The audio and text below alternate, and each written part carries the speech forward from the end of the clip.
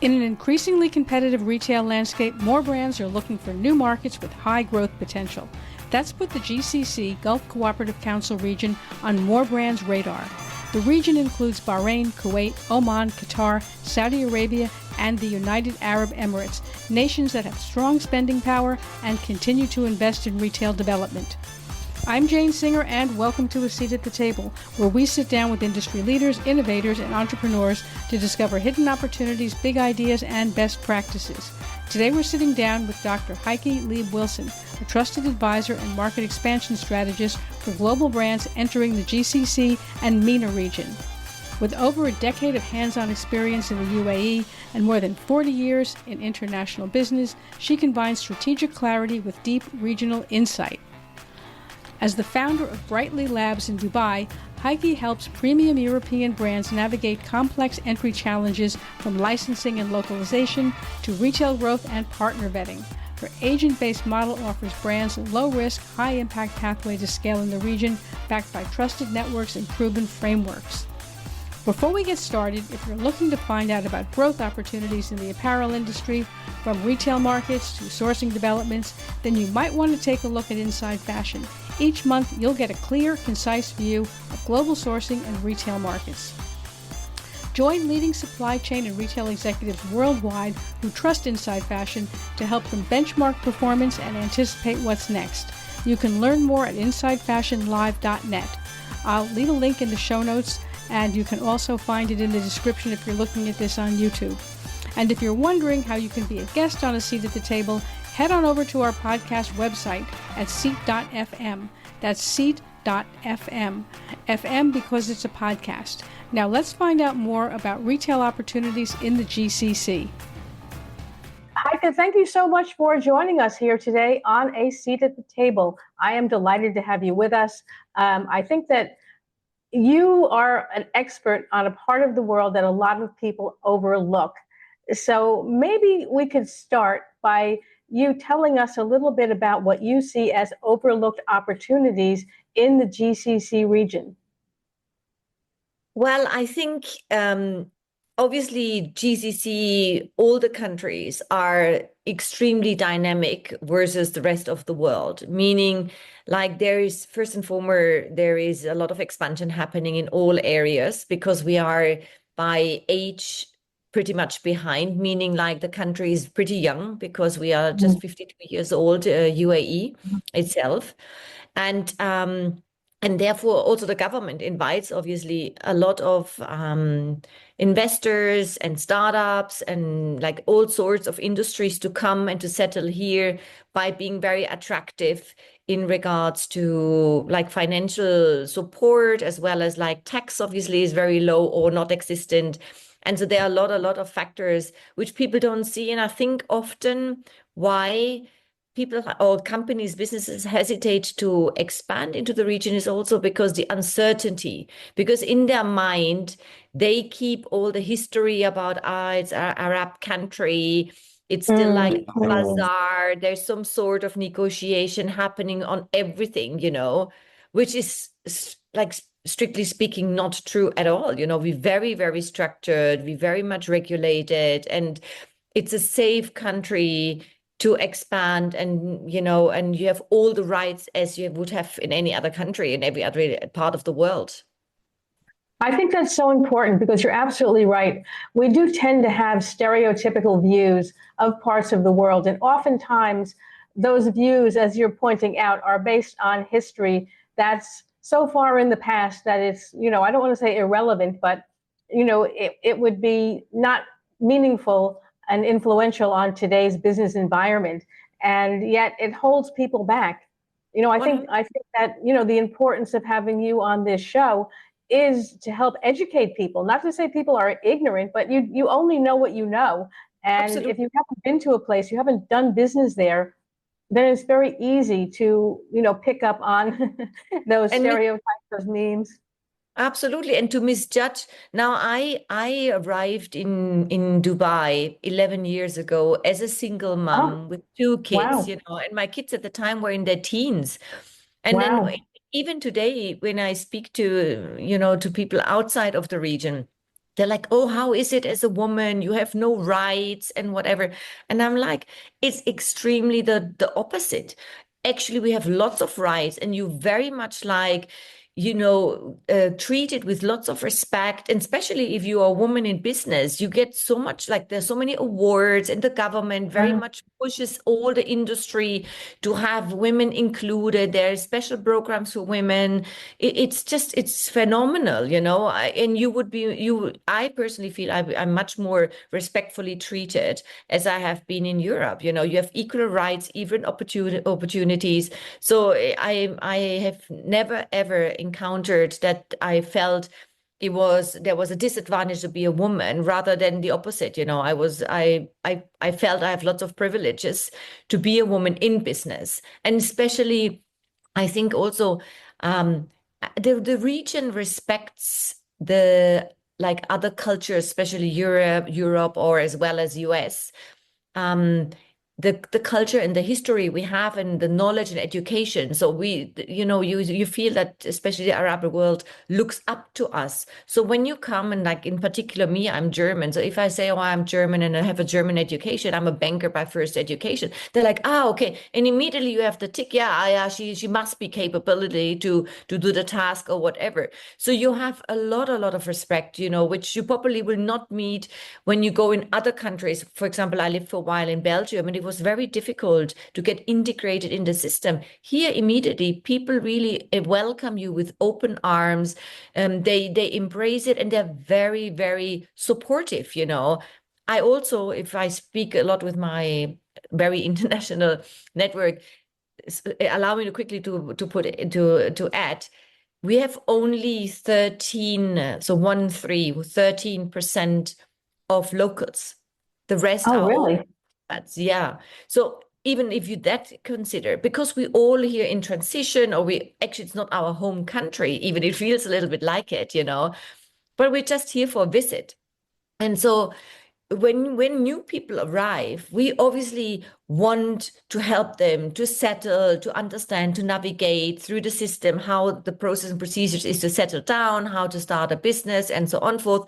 So we very much like embrace different arrival, and make sure that they have a sound arrival here, and they have the opportunity to set up a good business, and be successful in the region, which again is very different to other regions, that you have a lot of jealousy and, oh, he's better than me, and here not at all. So we very much like helpful and kind, and we share information. It's not about, oh, my information is my power. No, shared information is power for all of us. So very, very different, very different.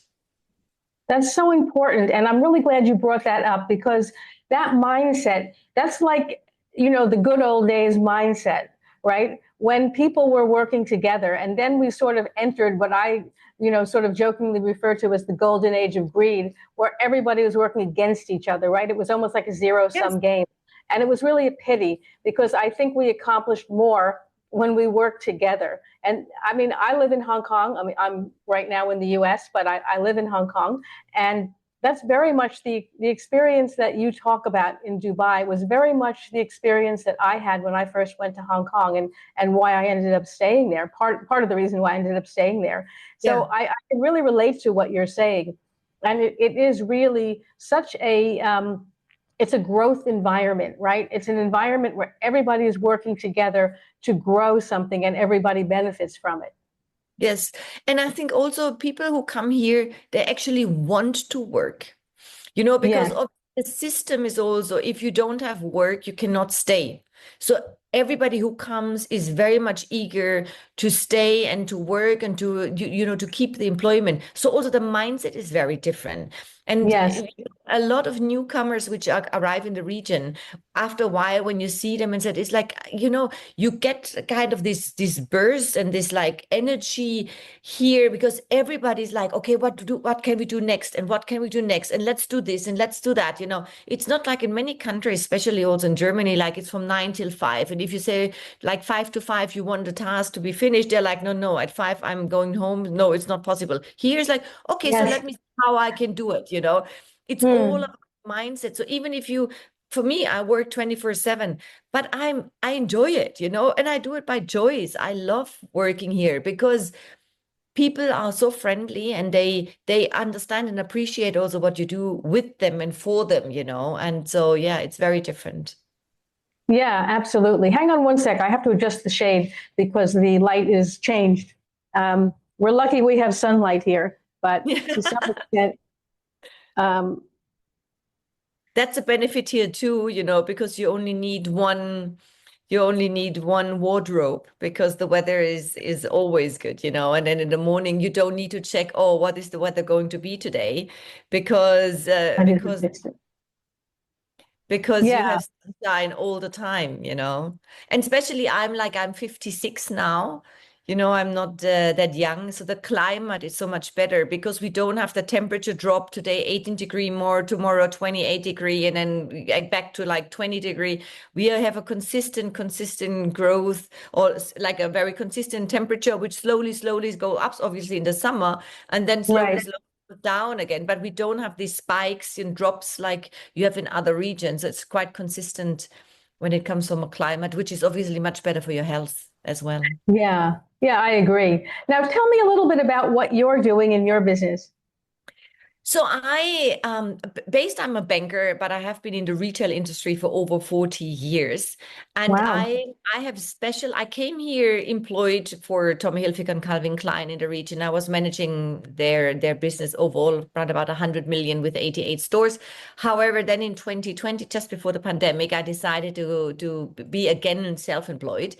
And Mm, I'm actually doing what we just talked about it. I help all sorts of businesses to come to the region and help them to navigate through, have a sound start, you know. So even it's like, do you want to go in a free zone? If yes, in which free zone? Or do you need a mainland license? Or how, you know, open a bank account, you know, to make sure they settle, or even, you know, if they want to test a market, I even offer the opportunity for, through my license I have, that I say, okay, I become your agent for a certain period of time. I will open all the doors for you so you can see what the opportunities are in the market. And then whenever you are ready, either through me that you see and we grow together your business, and then whenever you achieve a certain turnover, then I help you to move out of my my license and help you to create your own license. And then from there, I still help as like a mediator. But so you have the opportunity to have like less risk at the beginning. You can test and learn the market, and then you if you're ready, you can build up like an amazing business across the entire region. I cater entire MENA, so the 6 GCC countries, as well as Palestine, Jordan, Lebanon, and Egypt. So whatever business nature you are, so I work in the fashion industry, cosmetics and food, as well as energy efficiency, because that's a big topic here. The government is very much behind making sure that we become green, you know, and right. reduce the CO2 carbon footprint. And so any technology which is coming from outside is very much wanted and embraced. And then I help to open the doors to developer or whatever industry is required, because I have been for so long and I'm very well connected. I'm also part of Rotary. I'm the charter president for Rotary Club Eco Dubai, where we focus also on environment and sustainability. And so I have the opportunity to help businesses to explore the region and see wherever they're in their life circle are, to either get them kickstart straight away with retailers or help them to learn and explore the market. And then whenever they're ready, I help them then to set up their own businesses. So it's a quite nice solution, you know, because I think that was really lacking in the region, because people come often waste a lot of money and then they cannot make it, because it is not, you know, it's easy to establish a business, but it's not easy to trade if you don't understand. When I came 11 years ago, I was already like 45, but at that time already 30 years experience in retail, and I came for retail, and I thought I know it all. But very quickly, I had to realize I know nothing. I totally had to relearn everything, because it works different here than all over the world. Just for example, like in everywhere the world, you can, if you say today as a retailer, oh, I want to go on sale, you hang up your sign, sale today, and that's it. Here, it doesn't work like this. You need a permit, and there are some periods where you can't go on sale. For example, Qatar, you have a certain amount of days per year, and you cannot exceed those days to go on sale. Or for example, if you put up your sign and said, okay, I'm going on sale for 10 days, you have to stay for 10 days on sale. You cannot cut it short and stop after 8 days, or you cannot exceed after 8. So there's a lot of law and regulations which you have to know. And that's where I come in and I can help and navigate. I think that's really important. And you're right. People don't realize the complications, the nuances, all the things that you don't know about a new market, right? Like superficially, it all looks the same. And you might have similarities even in product, right? People might be wearing the same shirts or the same shoes or whatever. But it's all those little hidden things that you don't know until you get your hands in the clay and come up against them, that it sounds like someone like yourself can help navigate. Yes, exactly. Exactly. That's what I do. Exactly. Now, what did you know, as you said, you've been working in retail in the GCC for a very long time. What would you say when you look at the differences, aside from, when you can go on sale and how long and that kind of thing, but in terms of maybe product preferences, because a lot of brands that are coming in, looking at it potentially are Western brands or brands that are used to selling into traditionally Western markets. What might be some of the things they might need to think about in terms of the product side of things? We're going to take a quick break now, and then we'll be right back. We were hiring when we were making 50 to 100K monthly losses. And why? Welcome to episode 1. I can't think of a single founder who's been around for a decent amount of time in business who hasn't had their tunnel of year. This was that year. We're going to be okay, yeah, Sheree. Some are going to hear this and think, you TDP. But hear me out. You only have to do the math to understand that very soon we were $500,000 down.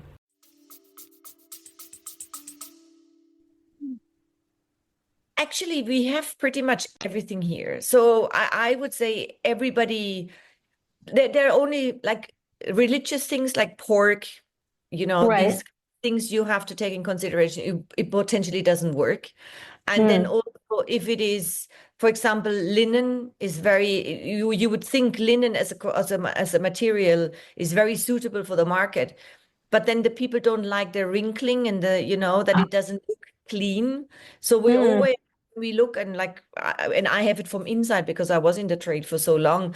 Whenever we buy any linen clothes, is always what sells last because people in general don't like it, And then also from a color point of view, obviously here, most or the majority of the people living here have a little bit darker complexion because also we have a very high Indian population, because remember, only 13% are locals and the rest is by Asians. So you always have to also take care. What about the yellow? Yellow, for example, is not a good color necessarily. So there's smaller things, in food, we love food, so any food brand come in, it's great.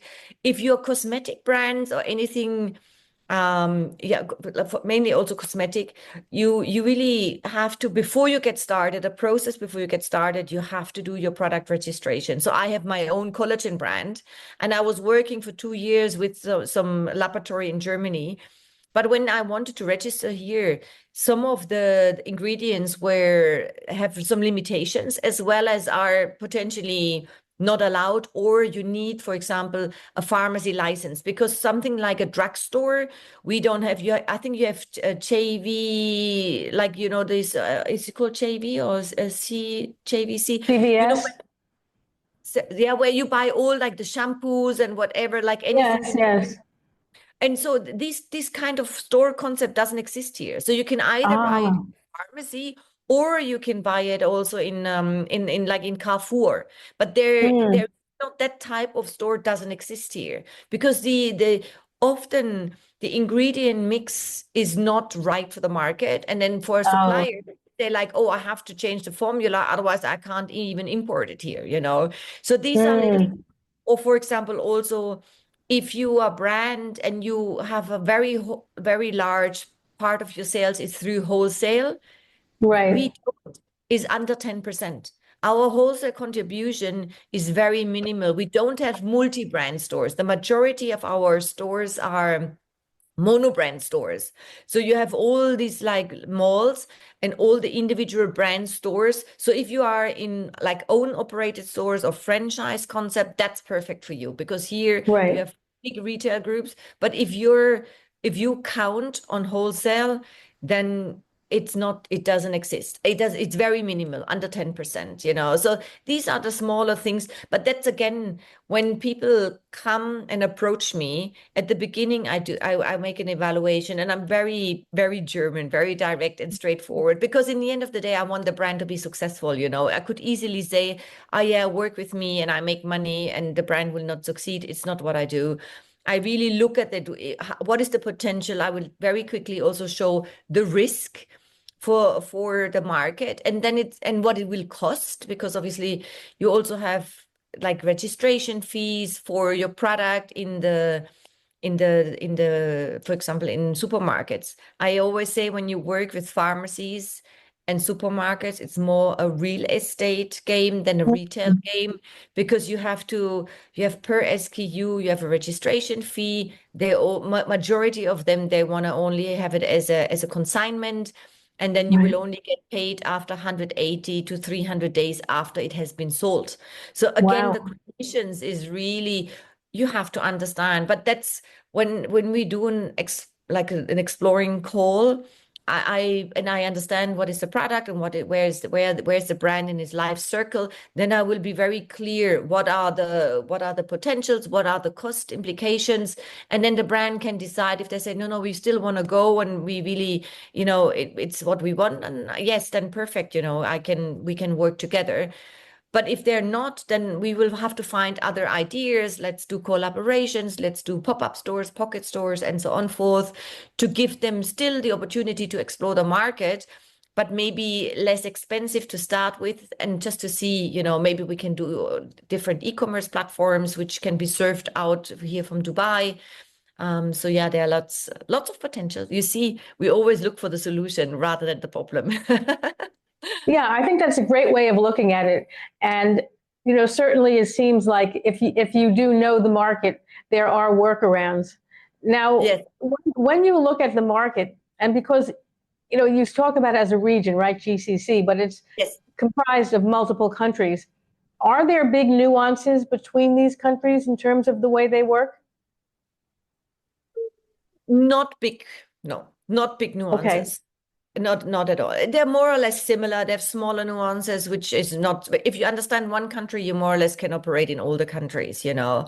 Obviously, you have, they're again also in a different state. For example, Dubai, Abu Dhabi, or UAE in general, they are in many ways, when it comes to trade, more advanced than, for example, Saudi Arabia. Though Saudi Arabia has a huge potential, you know, because they're very, very behind when it comes to retail structure. For example, for my previous, when I worked for Tommy and Calvin, you know, because the country is so big, you know, and then we started with e-commerce, and then like out of all the corners in the country, the orders came in. And then based on that, with the geo mapping, we could actually then decide where to open the next stores, because you will explore smaller towns where there's no retail yet, you know. So that's right. again why the country, especially Saudi Arabia, has such a huge potential, and they have like over 77 giga projects at the moment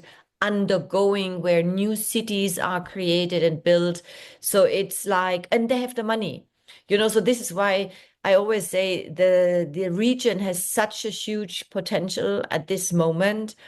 So I definitely recommend everybody to expand into the region, because it is safe. There's hardly any risk, you know. And if you have a good contact and build good relationship, it is super safe, and you can make a lot of money. In many of the brands I work with, this region has the highest yield, so turnover per square meter, as well as like single store outperforming the rest of the world. So the spend per person, the capita, is huge, and therefore is why so many people come into the country and explore the opportunities here. I think that's so interesting. Now, when we talk about being successful in the region, how much of an advantage is it to come in with a very big, well-known, what you might say international or Western brand name versus having a good product, but maybe you are a new brand, you're not as well known? I mean, is there acceptance of new brands, or is it really focused more on wanting to get the international brands? I think you have both. Most major brands are already here. So Okay. I think really honestly, we nearly have everything here. So it's like Alo just came, and you name it, like really most major brands are already here. And I think that's also why new brands, which are maybe not so well known, are welcomed very much, even by the malls, because they say, oh, we have like everything like everywhere, but we prefer to have the not so known brands, and every mall is very keen to be the first who has that brand, because then there's a first in the region, in GCC, we are now opening the doors of brand X. So that's actually an advantage in many, many ways, and it's also, like a myth that many brands think, oh, we have to go with one of these big retail groups because they have access to all those malls. But it's totally a misperception, because obviously these big groups, they have a lot of negotiation power, which is not so much liked by the mall owners, because they get really squeezed. And again, they're like then smaller brands where they can have, sets them apart from the other malls. So you have, even as a non-known brand or less known brand, you have great opportunities to get a store in any like of the major malls. In addition to that, if you go with these big retail groups, obviously you're gonna be a small fish in a big pond. And then if you go either come solo, which many brands do, and we saw a huge shift recently that the major brands have separated from their local franchisors and do it themselves, which they can own the business 100%, which was not the case before. Or you go with a smaller retail group, because then you're gonna be a big fish in a small pond, so which obviously you get more attention and more opportunities than when you go with these big players, because and they have their limits, what you have to bring on a sales or on a net profit at the end of the year. Otherwise, you don't get further stores, because they can really cut you down. And I have had this many cases that brands went with like big retail groups, and then they didn't perform, and then the franchise partners just closed the store down. And if you burned once, no other retailer will take you. So this is why, again, at the beginning, I will educate on the pros and cons, and and have discussion about it, and offer them different options with whom they can go and who would be interesting and interested in having new brands, just to make sure they fully understand the implications of their choice, how they want to enter the market. I think that's super crucial. I think that, your point is really interesting about people oftentimes, particularly bigger brands, wanting to work with bigger companies because they feel there's a safety net there. And yet at the same time, it may be a false sense of security, you might say. Exactly. Because in the end of the day, their focus, and I have many cases where they get then a new brand on board, and then they just close because they've promised a new brand to get like a store in Dubai Mall. Then they will another brand, just a store, and replace it without even informing the principal, And I've seen many upsetting brands. For example, Cath Kidston from UK tried to come in the market. They were like for 2-3 years, they were like immediately put in like super large stores, and the performance was really low, instead of testing the market and see how is the brand received by the market. And obviously then the brand failed and had to exit the market after 3 years, and nobody will take them again. And both parties, everybody burned money, which I try to avoid. I don't think, and this is why I'm rather conscious, and carefully at the beginning, and say, let's test the market first and see how the brand is received by your audience within GCC, and then let's move on. And they can move on anytime. There is, to expand is very easy, but to enter is very crucial. What is the first decision you take when you come and you land here, and then grow slowly but gradually. It's a much wiser recommendation in my personal point of view. Yes, I totally agree with you. I think that everybody wants to scale fast and be big. But I think that a lesson that we can take away from the more recent years is that actually slow and steady, go in small, learn what you're doing, and then grow from there is probably a more practical way. I think we're hopefully getting past that mindset, right? That everyone has to be huge and as fast as possible. Yes, indeed. Absolutely. But yeah, it's a great opportunity, and it's a great region to live in, and it's fun to work with international brands, and I think it's fantastic. Yeah, well, you've got me excited about the region. I'm now thinking about when I could make a trip over there and take a look for myself. Yes, definitely. And I invite you. I will do a personal tour. I will show you everything and explain to you everything what you need to know and what you need to see. And I think many people say it's very artificial, but it's not, because we have also green communities and we have amazing people living here. You can build a new neighborhood, friends, and because we're all here as a guest, we very be kind. We love new people, and it's not like often when I lived in New York, they said hi, and yes, we will meet you for coffee, and you never hear from them. Here it's no, yes, so hi. True. Yeah, and it's totally, honestly, it's wonderful. It's really, really nice, and I would love for you to come. Please do so. I would be delighted to host you and show you around. It would be great. Yeah, I would definitely love to do that. And I may take you up on that sooner than you think. I'm all in. Heike, thank you so much for being with us here today. I have learned a tremendous amount. I'm sure everybody listening to it has as well. And I'm going to put your contact details in the description for this so that people who want to reach out to you will be able to do so directly. And I would encourage them to do so. I would encourage people to take a closer look at the GCC. You might find some hidden gems there. Thank you. Thank you so much. Lovely. Thank you so much for having me today. I really enjoyed the conversation. Thank you. Thank you.